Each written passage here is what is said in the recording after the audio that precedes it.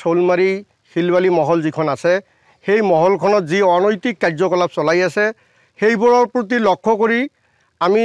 বিভাগীয় কৰ্তৃপক্ষক একদম চাপৰগ্ৰাম ৰেঞ্জৰ পৰা আৰম্ভ কৰি DFO তাৰপিছত আমাৰ জিলা কমিশনাৰ অফিচ তাৰপিছত Guwahati PCCF office conservator office আৰু মিনিষ্টাৰলৈকে আমি নৈপৰীয়া ৰাইজে গয়ানাইজ মিলি আমি এখন কমপ্লেইন আমি ইহঁতসকলক দিলোঁ আৰু সেই কমপ্লেইন দিয়াৰ পিছত আমি আজিলৈকে সেই কমপ্লেইনৰ পৰিপ্ৰেক্ষিতত কোনো ইনকুৱাৰীও নাপালোঁ আৰু যিটো বহিৰ্ভূতভাৱে নিয়ম বহিৰ্ভূতভাৱে যি কাৰ্য কৰি আছে সেই কাৰ্য ইহঁতে ৰেণ্ডমভাৱে চলাইয়ে আছে ইহঁতৰ মেচিনৰ কোনো পাৰ্মিশ্যন নাছিল ইহঁতৰ শিলবালি যিখন এগ্ৰিমেণ্ট চৰকাৰক ৰেভিনিউ দি যিটো এগ্ৰিমেণ্ট লৈ আহিছে সেই এগ্ৰিমেণ্টৰ কপিলৈকে আমি উঠাইছোঁ সেই এগ্ৰিমেণ্টত যিবোৰ বস্তু আমি দেখা পাইছোঁ সেই বস্তুৰ বা নীতি নিয়ম অনুযায়ী আজিলৈকে ইহঁতে 1% কাম কৰা নাই কমপ্লিটলি মেনেজ কৰি চলি আছে আৰু সেই হিচাপত আমি গঞা ৰাইজে বিভাগীয় কৰ্তৃপক্ষক কৰ্ণগোচৰ কৰাৰ পিছতো আমি ৰাইজে উপকৃত হ'ব নোৱাৰিলোঁ কি অভিযোগ আছিল আপোনালোকৰ আমাৰ লগৰ একচুৱেলি অভিযোগ আছিলে ইহঁতৰ যিটো নিয়মাৱলী আছে সেই এগ্ৰিমেণ্টত বা যিটো স্পেচিফিক কণ্ডিশ্যন দিছিলে চৰকাৰে বিভাগীয়ভাৱে সেই কণ্ডিশ্যনত যিবোৰ নীতি নিয়ম আছে সেইবোৰত আমি দেখা পাইছিলোঁ যে ইহঁতে ৱাটাৰ লেভেলৰ পৰা টোটেলি 10 ফুট খান্দিব পাৰে আৰু আজি যিটো আমি প্ৰেক্টিকেল ফিল্ডত দেখা পাই আছোঁ সেইটো আপোনালোককো আমি অলপ আগতে লৈয়ে গৈছোঁ আপোনালোকে ভিজুৱেল লৈছে আমি প্ৰেক্টিকেল ফিল্ডত যিটো দেখা পাই আছোঁ যে ইহঁতে মেচিন লগাই এটা এটাকৈ গৰ্ত ইহঁতে 40 ফুট 50 ফুট 60 ফুটলৈকে খান্দিছে আমি মানে বিভাগীয় কৰ্তৃপক্ষৰ ওচৰত আমি এইখিনিয়ে দাবী জনাইছিলোঁ আৰু এইখিনিয়ে আশা কৰিছিলোঁ যে ইহঁতসকলে আহি প্ৰেক্টিকেল ফিল্ডত তত্ত্বাৱধান লৈ আমি যাতে গঞা ৰাইজে ইয়াত বসবাস কৰি থাকিব পাৰোঁ সেইখিনিৰ পৰা ৰক্ষা পাবৰ কাৰণে ইমান দূৰ যাতে ডিপকে নদীটো নাখান্দে আৰু সেই মেচিনবোৰ যাতে ইয়াৰ পৰা আঁতৰত লগায় এইখিনিয়ে আশা কৰি আমি বিভাগীয় কৰ্তৃপক্ষৰ ওচৰত গৈছিলোঁ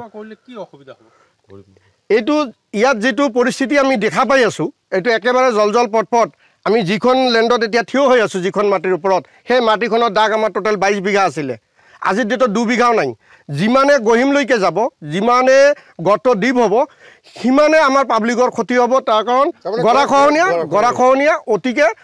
হৈয়ে থাকিব গৰাখহনীয়া ৰোধ কৰাৰ কোনো ইয়াতে প্ৰতিৰোধকাৰী কোনোৱে নাই আমি এই ৰাস্তাটো যিটো ৰাস্তা এটা সময়ত আমি ইমান দুৰ্ভগীয়া হৈ আছিলোঁ এজন বিধায়কৰ তাত আমাক 50 বাৰ 100 বাৰলৈকে যাব লাগিছিলে আমাৰ ৰাস্তাৰ কাৰণে আজি সেই ৰাস্তাটো নদীৰ কাষৰ পৰা 10 ফুট 20 ফুট আঁতৰত হৈ আছে আৰু সেইখিনি ঠাইতে মেচিনৰ পাইপ লগাই আছে আৰু আমি বিগত দিনত যিটো দেখা পাইছিলোঁ আমি জন্মলগ্নৰে পৰা এইখন নদীৰ কাষতে বসবাস কৰোঁ সেই হিচাপত আমি ইয়াত যি দেখা পাইছিলোঁ বিগত দিনত ইয়াত নাৱেৰে কালেকশ্যন হৈছিলে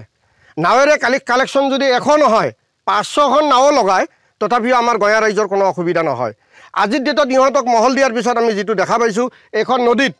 আজিৰ ডেটত 10খন নাও নাই যি পৰিস্থিতি হৈছে ইহঁতে কমপ্লিটলি মেচিন লগাই কাম কৰি আছে আমাৰ গৰীব দুৰ্ভগীয়া ৰাইজ আজিৰ ডেটত মানে পানীত হাঁহ নচৰা অৱস্থা যিটো আমাৰ সেই গৰীব দুখীয়া মানুহখিনি সেই নাৱতে কাম বন কৰি খাইছিলে সেই নাওবোৰো বন্ধ কৰি দিলে ইহঁতকতো চৰকাৰে এইখিনি মানে অধিকাৰ দি পঠিয়াই দিয়া নাই যে তাৰে যাই যিবোৰ নিৰীহ নিচল মানুহ আছে সেইবোৰৰ কৰ্ম আপোনালোকে বন্ধ কৰি দিয়ক তো আমি বিভাগীয় কৰ্তৃপক্ষক আৰু কনজাৰভেটৰৰ পৰা আৰম্ভ কৰি PCCFলৈকে আৰু বন বিভাগৰ মন্ত্ৰী মহোদয়লৈকে আমি এইখিনিয়ে কাটৰ আহ্বান কৰিম যে ইহঁতসকলে চৰজমিন তদন্ত কৰি যিটো নিয়মাৱলীত আছে আমি 100% বিচাৰোঁ যিটো চৰকাৰে ৰেভিনিউ পাই আছে আমিও বিচাৰোঁ যে চৰকাৰে ৰেভিনিউ পাওক কিন্তু নিয়ম বহিৰ্ভূতভাৱে যিখিনি হৈ আছে সেইখিনি যাতে ইহঁতে আমাৰ নৈপৰীয়া দুখীয়া ৰাইজৰ প্ৰতি লক্ষ্য কৰি যাতে এইখিনি বন্ধ কৰি দিয়ে এইখিনি আমি কাটৰ আহ্বান জনাম যিকোনো খবৰৰ বাবে যোগাযোগ কৰক